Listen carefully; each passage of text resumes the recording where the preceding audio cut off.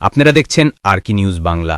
দেশপ্রেমিক ও ইসলামী সমমনা ৬০টি রাজনৈতিক দলের উদ্যোগে আয়োজিত জুলাই সনদ বাস্তবায়নে নির্বাচনের পূর্বে জাতীয় নির্বাচনের পূর্বে গণভোট আয়োজনের দাবিসহ ৫ দফা গণদাবিতে আজকের এই জনসমুদ্রে পরিণত গণসমাবেশে উপস্থিত সংগ্রামী সভাপতি হজরত পীর সাহেব চরমনাই মুফতি সৈয়দ মোহাম্মদ রেজাউল করিম উপস্থিত আজকের এই গণসমাবেশে উপস্থিত সংগ্রামী সভাপতি সংগ্রামী প্রধান অতিথি বাংলাদেশ জামায়াত ইসলামের মোহতারাম আমির জনাব ডাক্তার শফিকুর রহমান সহ জাতীয় নেতৃবৃন্দ সমবেত ৮ দলের নেতাকর্মী ও সংগ্রামী দেশবাসী, আজ ঐতিহাসিক পল্টন ময়দানে দাঁড়িয়ে আমি স্পষ্টভাবে দেখতে পাচ্ছি বাংলাদেশ আজ ২ ভাগে বিভক্ত। এক ভাগ ৭২-এর বাকশালপন্থী, আরেক ভাগ জুলাইয়ের বিপ্লবপন্থী। আজ বাংলাদেশের প্রতিটি রাজনৈতিক দল এবং পক্ষের কাছে আমার সুস্পষ্ট জিজ্ঞাসা, সবাই যার যার অবস্থান পরিষ্কার করুন। হয় আপনি জুলাই বিপ্লবের পক্ষপাতী, আর না হয় আপনি ৭২-এর বাকশালপন্থী। ৭২-এর পরাজিত বাকশালপন্থীরা আগামী ১৩ই নভেম্বর বাংলাদেশের বিরুদ্ধে লকডাউনের নামে যুদ্ধের ঘোষণা দিয়েছে। আমি ঘোষণা করতে চাই, ১৩ই নভেম্বর কোনো বাকশালপন্থীকে বাংলার রাজপথে আমরা নামতে দেব না। যদি কেউ নামবার অপ্রচেষ্টা চালায়, আমরা তাদেরকে রাজপথে মোকাবেলা করব ইনশাআল্লাহ। সংগ্রামী সাথী ও বন্ধুগণ, ২০২৪-এ জুলাই বিপ্লব সহস্রাধিক তাজা প্রাণের রক্তের বিনিময়ে অর্জিত এই বিপ্লব। এই বিপ্লবের ভিত্তিতে আগামী বাংলাদেশ পরিচালিত করার জন্যই ঐক্যমতের ভিত্তিতে জুলাই সনদ প্রণীত হয়েছে। এই জুলাই সনদ কোনো কাগজে সনদ হিসাবে আমরা দেখতে চাই না।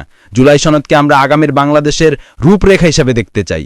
এজন্য আমরা ৮ দলের পক্ষ থেকে বলেছি, অনতিবিলম্বে জুলাই সনদকে সরকারি আদেশের মাধ্যমে এর প্রাথমিক আইনি ভিত্তি প্রদান করতে হবে। এর ব্যত্যয় হলে জুলাই বিপ্লবপন্থীরা বরদাস্ত করবে না, সেটা মানবে না।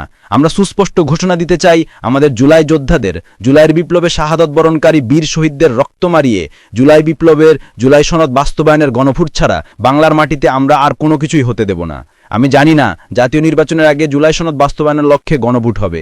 কার কি সমস্যা সেটা আমাদের বুঝে আসে না।